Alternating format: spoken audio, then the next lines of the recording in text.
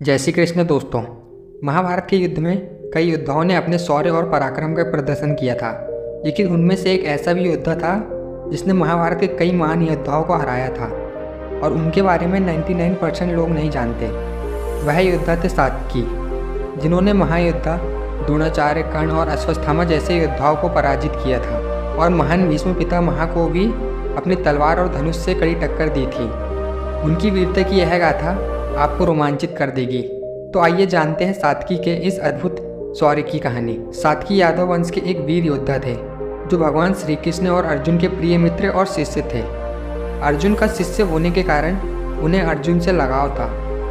जब ऐसा तय हुआ था कि नारायणी सेना कौरवों की तरफ से युद्ध करेगी, तब सात्विकी द्वारका के सेनापति थे, लेकिन उन्हें कौरवों के पक्ष से युद्ध नहीं करना था।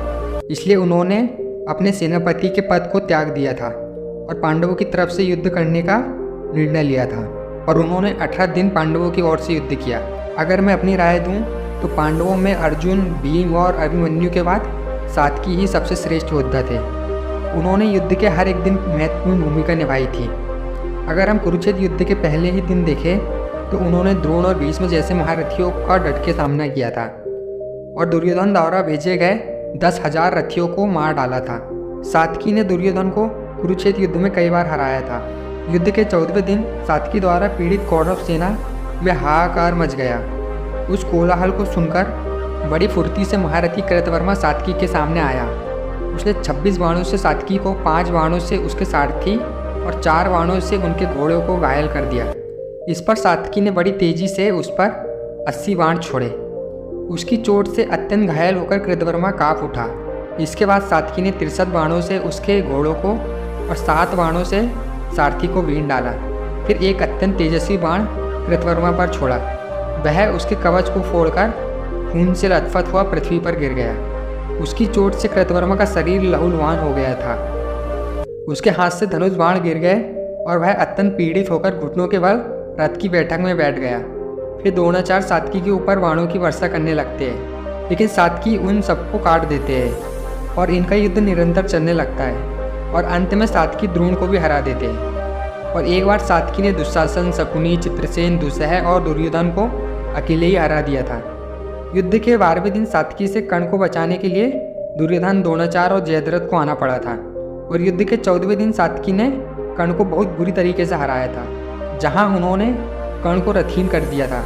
कर्ण के रथहीन हो जाने पर संपूर्ण सेना में हाहाकार मच गया था और कर्ण शोक करते हुए दुर्योधन के रथ पर बैठ गया था। उसके आगे हमें ऐसा वर्णन मिलता है कि सात्विकी कर्ण और दुर्योधन को मारने में समर्थ था, लेकिन उसने दुर्योधन को भीम और कर्ण को अर्जुन की प्रतिज्ञा को याद रख उन्हें जीवन दान दे दिया था। और संजय सात्विकी के बारे में बताते हैं और कहते हैं कि कर्ण आदि प्रधान वीरों ने सात्विकी को मार डालने का पूरा प्रयत्न किया, किंतु वे सफल न हो सके। अश्वत्थामा, कृतवर्मा तथा अन्य सैकड़ों क्षत्रिय महारथियों को सात्विकी ने एक ही धनुष से परास्त कर दिया।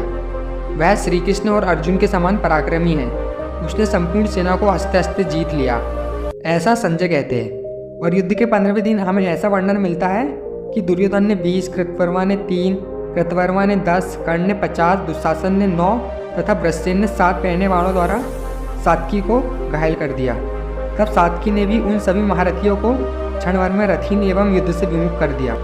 सात्विकी इतना ज़्यादा वीर था, इस बात का अंदाज़ा तुम इसी बात से लगा सकते हो कि उनके बारे में भगवान श्री कृष्ण कहते हैं कि देखो अर्जुन, तुम्हारे पीछे सात्विकी आ रहा है। यह महापराक्रमी वीर तुम्हारा शिष्य और सखा है। इसने सब योद्धाओं को तिनके के समान समझकर परास्त कर दिया। यह तुम्हें प्राणों से बढ़कर भी प्यारा है। इस समय यह कौरव योद्धाओं का भयंकर संहार करके यहाँ पहुँचा है। इसने अपने बाणों से द्रोणाचार्य और भोजवंशी कृतवर्मा को भी नीचा दिखा दिया है तथा तुम्हें देखने के लिए वह अनेकों अच्छे योद्धाओं को मारकर आया है। तो दोस्तों, युद्ध के 14वें दिन सात्विकी ने अर्जुन की रक्षा करने के लिए जी जान लगा दिया था और कुरुक्षेत्र में उन्होंने ऐसे कई पराक्रम किए थे।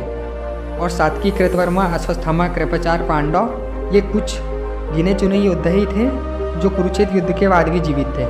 सात्विकी की मृत्यु द्वारिका के डूबने से पहले होती है, गांधारी के श्राप के प्रभाव के कारण, जहाँ सात्विकी मद के आवेश में आकर कृतवर्मा का उपहास और अनादर करने लगता है और कहता है कि अपने को क्षत्रिय मानने वाला कौन ऐसा वीर होगा जो रात में मुर्दे सी दशा सोए हुए मनुष्य की तेरी तरह तय करेगा। फिर इसी तरह कृतवर्मा भी भूरिश्रवा की मृत्यु के बारे में कहते हैं, जिससे सात्विकी को बहुत क्रोध होता है और वह कृतवर्मा के मस्तक को धड़ से अलग कर देता है। फिर भोज और अंधक वंश के वीर भी सात्विकी पर टूट पड़ते हैं। सात्विकी को बचाने के लिए प्रद्युम्न आते हैं, लेकिन भोज और अंधक वंशी की संख्या बहुत ज़्यादा थी, इसलिए वह सात्विकी और प्रद्युम्न दोनों को मार देते हैं। तो यह था महाभारत के महान योद्धा सात्विकी का अद्भुत जीवन और उनकी वीरता की कहानी। अगर आपको यह वीडियो पसंद आया हो तो वीडियो को लाइक करें, शेयर करें और हमारे चैनल को अवश्य सब्सक्राइब करें। हम आपको ऐसे और भी महान योद्धाओं की कहानी सुनाते रहेंगे। धन्यवाद।